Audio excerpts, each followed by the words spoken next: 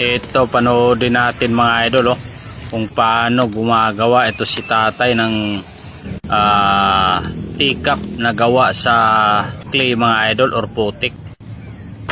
Sundan natin tong video ni tatay para makakuha tayo ng idea. Napakagandang klase din itong kailang lupa mga idol, dahil pure talaga na putik at talagang malagkit.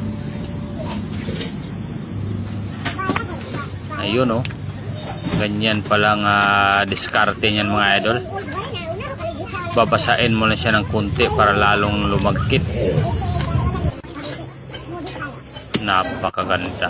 Ayun pati yung pagmamasa mga idol ganyan lang gagamitan lang ng alambre para mahati-hati. Ang galing din na diskarte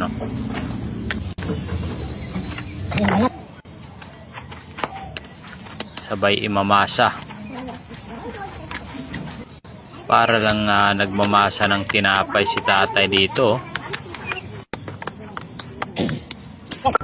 Magandang klase kailang produkto mga idol. Negosyo siguro nila talaga to. At sinalang na nga dito sa kanyang manumanong umiikot na bilog para magawa yung teacup or mahulma. Ayun nakabuo na agad ng isa mga idol. Grabe naman, ganun lang kabilis ginawa yun.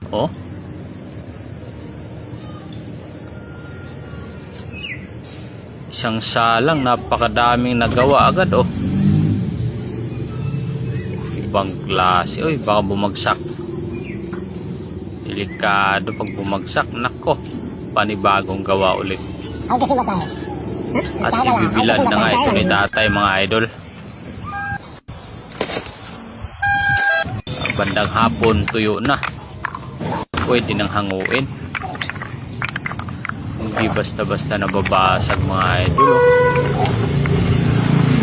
Magandang klase din kanyang ginamit dito na lupa. Ito yung kailang tinuturing na yaman dito mga idol, yung kailang lupa.